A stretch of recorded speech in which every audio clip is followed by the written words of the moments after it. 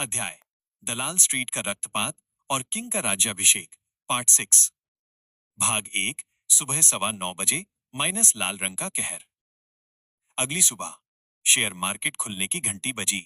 RR ventures के office में राघव ने अपने केबिन में एक बड़ी स्क्रीन लगवा रखी थी, जिस पर दलाल स्ट्रीट स्टॉक मार्केट का लाइव डेटा चल रहा था। राघव अपने हाथ में ब्लैक कॉफी का मग लिए खड़ा था। उसके पीछे प्रताप मुस्तैदी से खड़ा था। राघव ने धीरे से कहा, तरुण, शो शुरू करो। जैसे ही राघव ने कमांड दी, स्क्रीन पर एक भूचाल आ गया। एपेक्स कॉर्प, विक्रमादित्य सेठी की कंपनी के शेयर्स, जो कल तक 500 रुपए पर ट्रेड कर रहे थे, वो अचानक नीचे गिरने लगे। सुबह के 9:20 450 रुपए। सुबह के 9:30 300 रुपए। सुबह के 9:45 150 rupees lower circuit. News channels पर ब्रेकिंग न्यूज चलने लगी। तारांकन, भारत की दिग्गज कंपनी एपेक्स कॉर्प पर अकाउंटिंग फ्रॉड के आरोप। शेयर्स में ऐतिहासिक गिरावट। अज्ञात विसल ब्लोअर ने लीक किए कंपनी के सीक्रेट डॉक्यूमेंट्स। राघव मुस्कुराया। तरुण ने अपना काम कर दिया था। उसने सेठी के सारे काले चिट्ठे, ब्लैक मनी ट्रेल्स इंटरनेट पर लीक कर दिए थे। भाग 2। सेठी का पैनिक अटैक। उधर एपेक्स कॉर्प के आलीशान ऑफिस में कोहराम मचा हुआ था। फोन की घंटियां रुकने का नाम नहीं ले रही थी। इन्वेस्टर्स और बोर्ड मेंबर सेठी के केबिन के बाहर चिल्ला रहे थे। सेठी पसीने से तरबतर अपनी कुर्सी पर बैठा था। सेठी, तारांकन, ये क्या हो रहा है? किसने लीक किया ये डेटा? मेरी लीगल टीम कहाँ है? उसका सेक्रेटरी दौड़ता हुआ आया। सर, बुरी खबर है। मार्केट में कोई है जो हमारे गिरते हुए शेयर्स को लगातार खरीद रहा है। वो एक हॉस्टाइल टेकओवर, जबरदस्ती कब्जा की कोशिश कर रहा है। सेठी चिल्लाया, तारांकन, कौन है वो? पता लगाओ। मुझे बर्बाद करने की हिम्मत किसने की? तभी सेठी के केबिन का लैंडलाइन बजा। सेठी ने कांपते हाथों से फोन उठाया। उधर से एक शांत और जानी पहचानी आवाज आई। गुड मॉर्निंग मिस्टर सेठी, कैसा लगा मेरा रिटर्न गिफ्ट? सेठी पहचान गया। राघव, तुम? तुम्हारी इतनी औकात? राघव हंसा। औकात की बात मत करिए सेठी जी। अपनी कुर्सी छोड़ने की तैयारी कीजिए। मैं 1 घंटे में आ रहा हूं अपने ऑफिस में। भाग 3। सोढ़ी की धमाकेदार एंट्री, बॉल बॉल मोमेंट। इससे पहले कि राघव सेठी के पास जाता, आरआर वेंचर्स के ऑफिस में एक और तूफान आया, लेकिन ये खुशियों वाला तूफान था। लिफ्ट का दरवाजा खुला और ढोल की आवाज आने लगी। ओ चक दे, ओ बल्ले बल्ले। ये मिस्टर सोढ़ी थे, राघव के पहले क्लाइंट। वो अकेले नहीं आए थे। उनके हाथ में मिठाई के डिब्बे थे और वो भंगड़ा करते हुए अंदर घुसे। रोहित और रहमत हैरान रह गए। रोहित, तारांकन पाजी, सुबह सुबह भंगड़ा? सोढ़ी ने रोहित को गले लगा लिया और लगभग उसकी पसलियां तोड़ दी। सोढ़ी, तारांकन, ओये पुत्तर, कमाल कर दिया तुस्सी। जो ड्रोन तुमने बनवाया था, भारत सरकार ने उसे पास कर दिया है। कृषि मंत्रालय, एग्रीकल्चर मिनिस्ट्री ने हमें 5,000 ड्रोन्स का ऑर्डर दिया है। अनन्या भी अपने केबिन से बाहर आ गई। 5,000 ड्रोन्स? सर, ये तो बहुत बड़ा कॉन्ट्रैक्ट है। भाग 4। प्रॉफिट का बंटवारा, द बिग चेक। सोढ़ी ने राघव को बुलाया और एक चेक उसकी तरफ बढ़ाया। सोढ़ी, तारांकन, राघव बेटा, तुम्हारी इन्वेस्टमेंट 5 करोड़ की थी, लेकिन हमारी डील के हिसाब से कंपनी के प्रॉफिट का 20% तुम्हारा है। राघव ने चेक रोहित के हाथ में दिया। रोहित ने चेक देखा और उसकी आंखें बाहर आ गईं। उसने रहमत को दिखाया। रहमत को चक्कर आने वाले थे। चेक अमाउंट 50 करोड़ रुपए, 50 करोड़ रुपए। सिर्फ एक डील से 5 करोड़ लगाकर उन्होंने 50 करोड़ कमाए थे। ये 10 गुना मुनाफा था। रोहित चिल्लाया, तारांकन 50 खोखा। भाई, अब तो मैं ऑफिस में सोने की नहीं, हीरे की कुर्सी लगाऊंगा। राघव ने सोढ़ी के पैर छुए। इज्जत के लिए। ये आपकी मेहनत है सर, हम तो बस भागीदार हैं। सोढ़ी ने राघव की पीठ थपथपाई। तारांकन नहीं पुत्र, ये तुम्हारी विजन है। वो जो तुमने ड्रोन में बदलाव करवाए थे, उसी वजह से टेंडर मिला है। तुम लंबी रेस के घोड़े हो। इस जीत ने पूरी टीम में जोश भर दिया।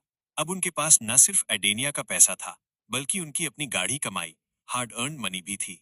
अब वे किसी भी इल्जाम, जैसे ईडी रेड का मुंहतोड़ जवाब दे सकते थे। भाग 5। The takeover, the king arrives. दोपहर के 12 बजे राघव अपनी ब्लैक मर्सिडीज से एपेक्स कॉर्प के हेडक्वार्टर पहुंचा। उसके साथ अनन्या लीगल हेड के रूप में और प्रताप सिक्योरिटी हेड के रूप में थे। और हाँ, रोहित और रहमत भी थे, नए सूट पहनकर टशन में। रिसेप्शन पर गार्ड ने रोकने की कोशिश की। प्रताप ने बस अपना चश्मा नीचे किया और घूरा। गार्ड पीछे हट गया। वे सीधे टॉप फ्लोर के बोर्डरूम में घुसे। वहां सन्नाटा था। सेठी अपनी कुर्सी पर बैठा था, बिल्कुल हारा हुआ। उसके आसपास वकील खड़े थे। राघव ने दरवाजा खोला और अंदर आया। अनन्या ने एक फाइल टेबल पर रखी। अनन्या, तारांकन मिस्टर सेठी लीगल पेपर्स। आरआर वेंचर्स ने अब एपेक्स कॉर्प के 51% शेयर खरीद लिए हैं। तकनीकी रूप से अब राघव सर इस कंपनी के मालिक हैं। सेठी खड़ा हो गया, उसकी आंखों में आंसू और गुस्सा था। तुमने धोखे से मेरी कंपनी हथियाई है। राघव धीरे धीरे चलकर सेठी की कुर्सी के पास गया। धोखा? नहीं सेठी जी, इसे कर्म कहते हैं। याद है उस रात? वो ट्रक, वो एक्सीडेंट? तुमने मेरे दोस्तों को मारने की कोशिश की थी। मैंने तो बस तुम्हारी कंपनी मारी है। जान के बदले माल सौदा सस्ता है। राघव ने उंगली से इशारा किया, उठो। सेठी न चाहते हुए भी अपनी उस कुर्सी से उठा जिस पर उसने 20 साल राज किया था। राघव उस कुर्सी पर बैठा। रोहित और रहमत ने पीछे खड़े होकर फोटो खींची। राघव, प्रताप, मिस्टर सेठी को बाहर का रास्ता दिखाओ। और हाँ, सुनिश्चित करना कि ये ऑफिस से एक पिन भी लेकर न जाएं। भाग 6। सेठी का निर्वासन, एग्जाइल। सेठी को उसके ही ऑफिस से धक्के मारकर निकाला गया। वो सड़क पर खड़ा था। बारिश शुरू हो गई थी। कल तक वो अरबपति था, आज वो सड़क पर था। उसकी गाड़ियां बैंक ने जब्त कर ली थी, घर सील हो गया था। सेठी भीगते हुए आसमान की तरफ देख रहा था। उसके अंदर बदले की आग अब पागलपन बन चुकी थी। राघव, तूने मुझसे मेरा सब कुछ छीना है। अब मैं तुझसे वो छीनूंगा जो तुझे सबसे प्यारा है, तेरा वजूद। सेठी ने एक पुराने पब्लिक बूथ पीसीओ से एक नंबर डायल किया। ये नंबर उसने कभी यूज नहीं किया था। ये आपातकालीन इमरजेंसी नंबर था। उधर से आवाज आई, कोड? सेठी, तारांकन क्रोनोस क्रोनोस गिर गया है। मुझे समय के रक्षक टाइम कीपर से मदद चाहिए। उधर से ठंडी आवाज आई, तुम्हारी असफलता हमें पसंद नहीं आई सेठी, लेकिन राघव अब हमारे रास्ते का कांटा बन रहा है। उसे मिटाने के लिए अब हम इतिहास पास्ट का इस्तेमाल करेंगे। अध्याय द बुल रन और बैंक बैलेंस का धमाका, पार्ट 7। भाग 1। राघव का दूसरा प्लान, द रिवर्सल। दोपहर के 2 बज रहे थे।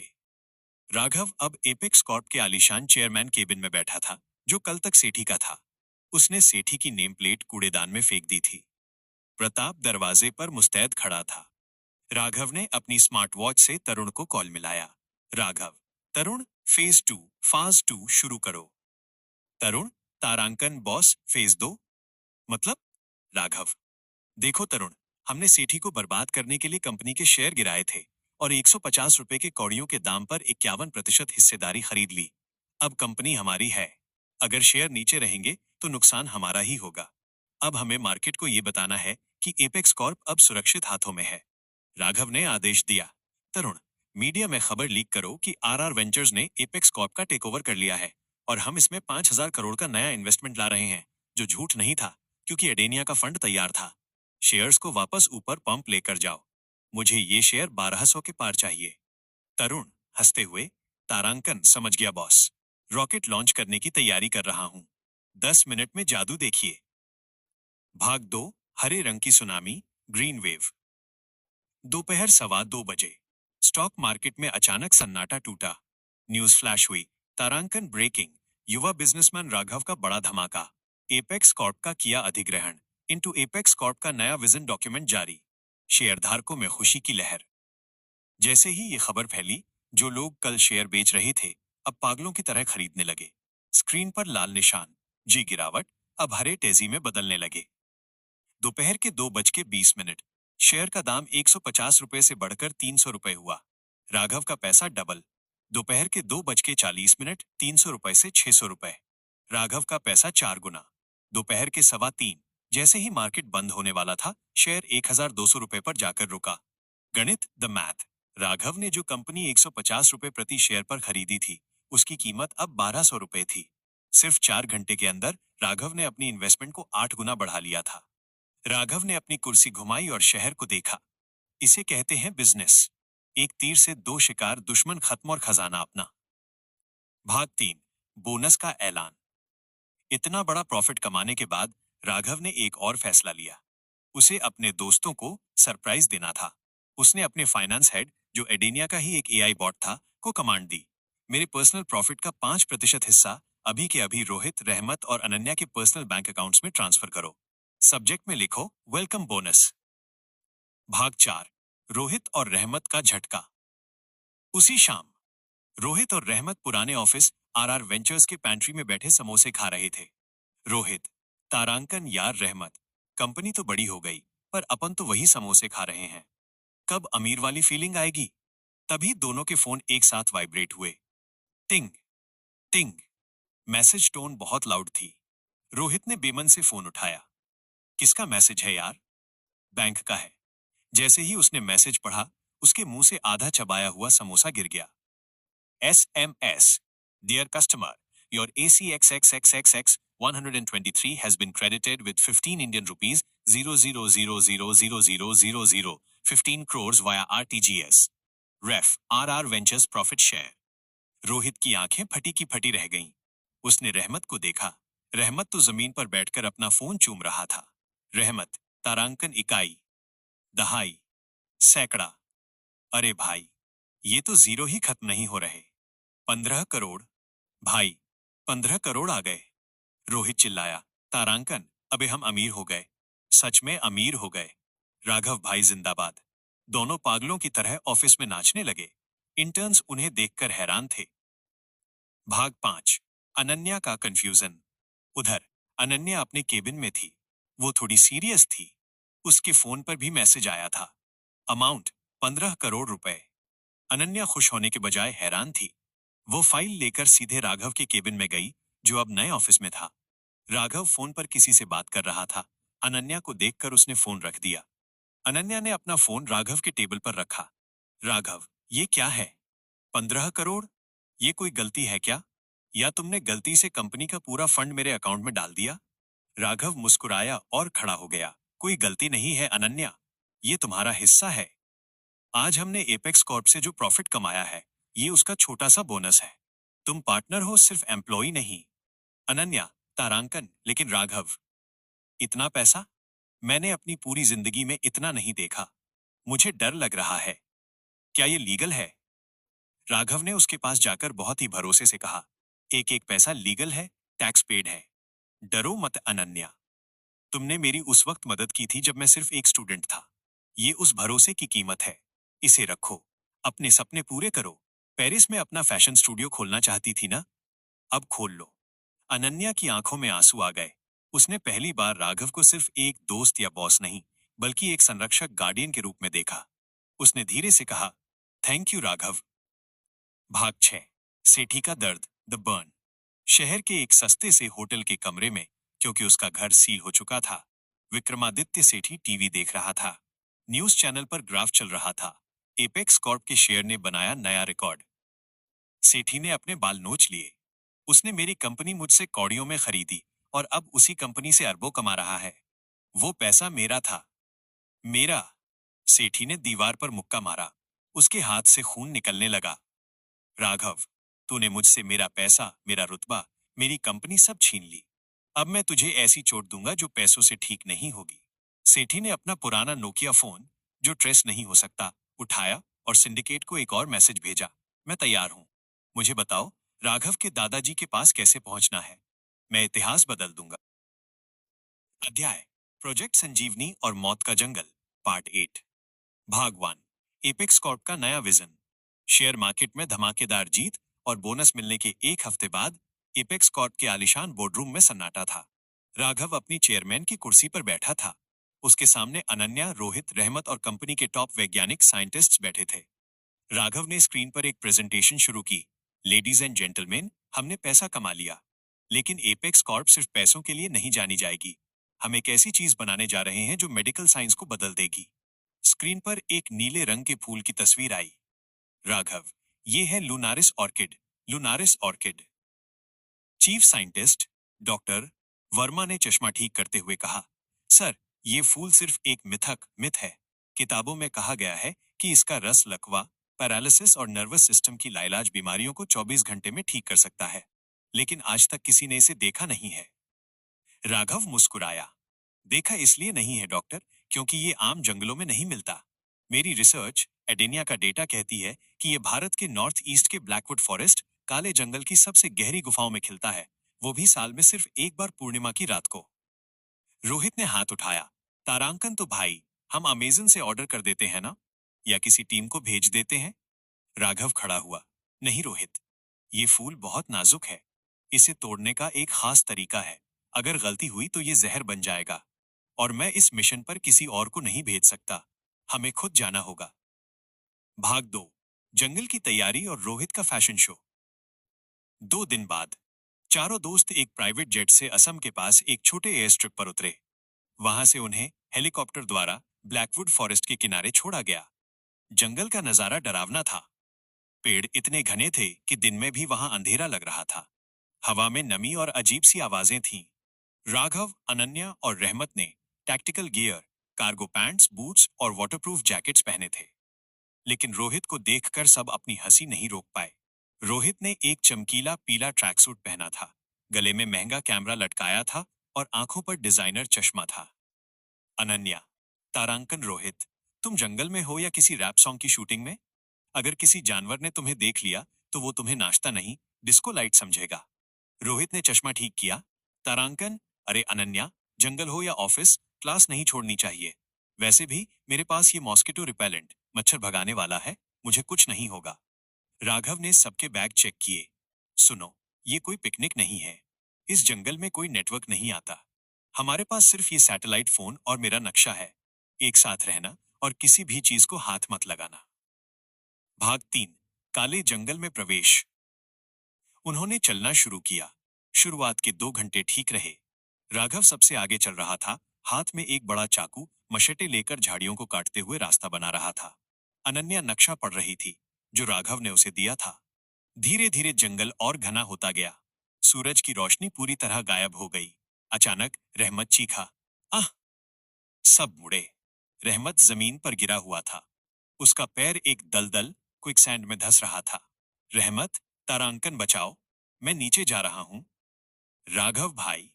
रोहित घबरा गया और हाथ देने के लिए आगे बढ़ा। राघव चिल्लाया, रुक जाओ रोहित, अगर तुम पास गए तो तुम भी धंस जाओगे। राघव ने अपनी रस्सी, रोप निकाली। उसने फुर्ती से रस्सी का एक सिरा पास के मजबूत पेड़ से बांधा और दूसरा सिरा रहमत की तरफ फेंका। रहमत, रस्सी पकड़ो और हिलना बंद करो। जितना हिलोगे उतना अंदर जाओगे। रहमत ने कांपते हाथों से रस्सी पकड़ी। राघव और रोहित ने मिलकर उसे धीरे धीरे बाहर खींचा। जब रहमत बाहर आया तो वो कीचड़ में सना हुआ था और बुरी तरह हाँफ रहा था। राघव ने उसे पानी दिया। मैंने कहा था ना, यहाँ हर कदम पर खतरा है। ध्यान से चलो। भाग 4। रात का डर और चमकती आंखें। शाम हो गई थी। जंगल में अब गहरा अंधेरा था। राघव ने एक सुरक्षित जगह, एक चट्टान के नीचे ढूंढकर कैंप लगाने का फैसला किया। उन्होंने आग जलाई। रोहित अब चुप था। उसकी सारी मस्ती निकल चुकी थी। रोहित, तारांकन यार राघव, मुझे घर जाना है। 15 करोड़ मिल गए थे, चुपचाप घर बैठते। यहाँ क्यों आए हम? अनन्या ने आग में लकड़ी डालते हुए कहा, क्योंकि रोहित, अगर हम वो फूल ले आए तो हम लाखों लकवाग्रस्त मरीजों को ठीक कर पाएंगे। ये पैसों से बड़ी चीज है। तभी झाड़ियों में सरसराहट हुई। गार, एक नहीं बल्कि कई जानवरों के गुर्राने की आवाजें चारों तरफ से आने लगी। राघव खड़ा हो गया। अंधेरे में 10-12 जोड़ी पीली आंखें चमक रही थीं। ये जंगली भेड़ियों, वाइल्ड वुल्व्स का एक झुंड था। उन्होंने चारों दोस्तों को घेर लिया था। रहमत ने कुल्हाड़ी उठा ली। रोहित अनन्या के पीछे छिप गया। अनन्या, तारांकन, राघव, इनके पास हथियार नहीं चलते। ये बहुत तेज होते हैं। राघव ने अपनी जेब में हाथ डाला। उसके पास सोने ग्रेनेड थे, लेकिन वो उन्हें यूज नहीं कर सकता था क्योंकि इससे उसका राज खुल जाता। उसे नेचुरल तरीका अपनाना था। राघव ने एक जलती हुई मशाल, टॉर्च उठाई और सबसे आगे वाले अल्फा भेड़िए की आंखों में देखा। राघव ने अपनी आवाज में एक अजीब सी भारी गूंज, इंफ्रासाउंड, जो एडेनिया की ट्रेनिंग थी, पैदा की और जोर से चिल्लाया, हटो। उसकी आवाज जंगल में शेर की दहाड़ जैसी गूंजी। अल्फा भेड़िया डर गया। उसे लगा कि उसके सामने कोई उससे भी बड़ा शिकारी खड़ा है। वो पीछे हटा और अपनी पूंछ दबाकर भाग गया। बाकी झुंड भी उसके पीछे भाग गया।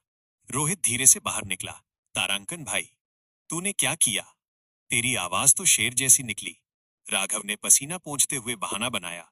वो मैंने डिस्कवरी चैनल पर देखा था। जानवरों को डराने के लिए अपनी आवाज भारी करनी पड़ती है। चलो, खतरा टल गया।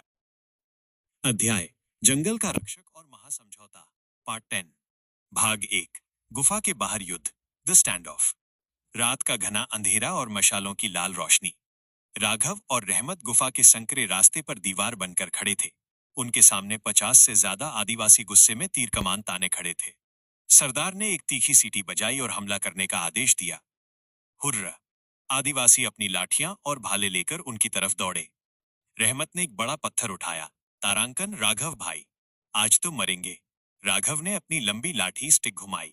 मरेंगे नहीं रहमत, लड़ेंगे। बस याद रखना, किसी को जान से नहीं मारना है। ये अपने घर की रक्षा कर रहे हैं, ये बुरे लोग नहीं हैं। लड़ाई शुरू हो गई। राघव किसी योद्धा की तरह लड़ रहा था। जब एक आदिवासी ने भाला मारा तो राघव ने लाठी से उसे ब्लॉक किया और उसे धक्का देकर पीछे गिरा दिया। दो लोग एक साथ आए। राघव ने नीचे झुककर उन्हें आपस में टकरा दिया। रहमत भी पत्थरों से उन्हें दूर रखने की कोशिश कर रहा था, लेकिन उनकी संख्या बहुत ज्यादा थी। राघव धीरे धीरे थकने लगा था। उसे डर था कि अगर उसने अपनी सुपर पावर इस्तेमाल की तो रहमत के सामने उसका राज खुल जाएगा। भाग 2 नीला प्रकाश और अंतिम मौका। उधर गुफा के अंदर अनन्या और रोहित भागते हुए उस जादुई तालाब के पास पहुंचे। सामने वही लूनारिस ऑर्किड, दवाई वाला फूल खिला हुआ था। पूर्णिमा का चांद गुफा की छत में बने एक छेद से सीधे फूल पर रोशनी डाल रहा था। फूल चांदी और नीले रंग में चमक रहा था। अनन्या, तारांकन, रोहित, कंटेनर खोलो जल्दी। रोहित के हाथ कांप रहे थे। ये जगह बहुत डरावनी है अनन्या, जल्दी करो। अनन्या ने अपने ग्लव्स पहने और बहुत ही सावधानी से फूल की डंडी को पकड़ा। राघव ने कहा था कि इसे जड़ समेत नहीं, सिर्फ तने स्टेम से काटना है ताकि ये दोबारा उग सके। अनन्या ने कटर चलाया। काच! फूल कटकर उसके हाथ में आ गया। उसने तुरंत उसे सिल्वर कंटेनर में डाला और लॉक कर दिया। मिल गया! प्रोजेक्ट संजीवनी सफल, अनन्या चिल्लाई। भाग 3 असली रक्षक का आगमन, द गार्डियन बीस्ट। गुफा के बाहर लड़ाई अपने चरम पर थी। सरदार ने खुद अपना भारी भाला उठाया और राघव की छाती पर निशाना साधा। वो फेंकने ही वाला था कि तभी जंगल में एक ऐसी दहाड़ रोर गूंजी कि जमीन हिल गई। GRRRRRROAAAAR। ये आवाज किसी शेर या बाघ की नहीं थी। ये उससे भी भारी और डरावनी थी। सारे आदिवासी एक झटके में रुक गए। उनके चेहरों से गुस्सा गायब हो गया और खौफ आ गया। सरदार ने अपना भाला नीचे कर लिया और पीछे हटने लगा। झाड़ियों को चीरते हुए एक विशालकाय काला हिमालयन भालू, जायंट हिमालयन बेयर, बाहर निकला। ये कोई साधारण भालू नहीं था। इसकी ऊंचाई 8 फीट थी। आंखें अंगारे जैसी लाल थीं और पंजों के नाखून चाकू जैसे लंबे थे। आदिवासी इसे वन देवता का रक्षक मानते थे। भाग 4 राघव बनाम द बीस्ट। भालू ने देखा कि उसके इलाके में इंसान शोर मचा रहे हैं। वो पागल हो गया। उसने सबसे पहले उस छोटे बच्चे, सरदार का बेटा जिसने राघव की मदद की थी, को देखा, जो एक पेड़ के पीछे छिपा था। भालू बच्चे की तरफ झपटा। सरदार चिल्लाया, तारांकन नहीं, मेरा बेटा। लेकिन सरदार बहुत दूर था। बच्चा डर के मारे वहीं जम गया था। राघव ने देखा कि भालू बच्चे को मारने वाला है। राघव ने रहमत से कहा, पीछे हटो। राघव ने अपनी लाठी फेंकी और निहत्थे ही भालू की तरफ दौड़ा। जैसे ही भालू ने अपना विशाल पंजा बच्चे पर मारने के लिए उठाया, राघव बीच में कूद गया। राघव ने भालू के दोनों हाथों को हवा में पकड़ लिया। यह दृश्य देखकर सबकी सांसें रुक गईं। एक इंसान एक 8 फीट के दैत्य मॉन्स्टर को रोके खड़ा था। भालू ने पूरी ताकत लगाई, लेकिन राघव अपनी एडेनिया की सुपर स्ट्रेंथ का गुप्त इस्तेमाल करते हुए टस से मस नहीं हुआ। राघव ने भालू की आंखों में देखा और अपनी अल्फा वॉइस, जो उसने पहले यूज की थी, का इस्तेमाल किया। राघव ने गुर्राते हुए कहा, पीछे हटो। उस आवाज में ऐसी तरंगे, वाइब्रेशंस थीं कि भालू कंफ्यूज हो गया। उसे लगा कि सामने वाला प्राणी उससे भी ज्यादा ताकतवर है। भालू ने एक बार और दहाड़ा, लेकिन फिर अपने कदम पीछे खींच लिए।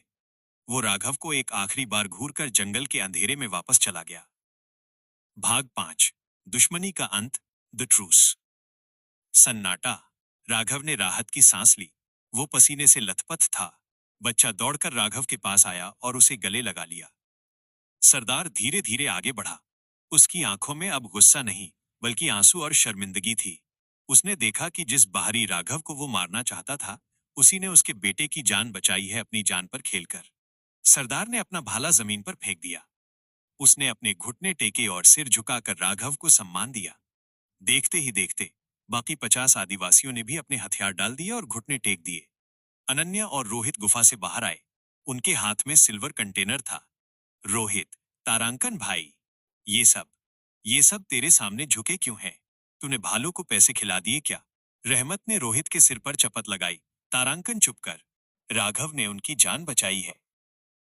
भाग 6, विदाई और तोहफा। सरदार खड़ा हुआ और राघव के पास आया। उसने टूटी फूटी इशारों की भाषा में कहा, तुम अच्छे हो, माफ करना। राघव ने मुस्कुराकर हाथ जोड़े। हमें बस वो फूल चाहिए था, लोगों की जान बचाने के लिए। हम उसे ले जा रहे हैं। अनन्या ने डरते डरते वो कंटेनर सरदार को दिखाया। सरदार ने कंटेनर को देखा, फिर गुफा की तरफ देखा। उसने सिर हिलाकर सहमति दी। उसने अपने आदमियों को आदेश दिया। आदिवासी दौड़कर गए और उनका सारा सामान, बैग्स, रोहित का कैमरा, राघव के कपड़े वापस ले आए। यही नहीं, सरदार ने उन्हें जंगल से बाहर निकलने का सबसे छोटा और सुरक्षित रास्ता, शॉर्टकट बताने के लिए 2 गाइड भी साथ भेजे। जाते वक्त उस छोटे बच्चे ने राघव का हाथ पकड़ा और उसे एक बाघ का नाखून ताबीज दिया। राघव ने बच्चे के सिर पर हाथ रखा। अपना ख्याल रखना दोस्त।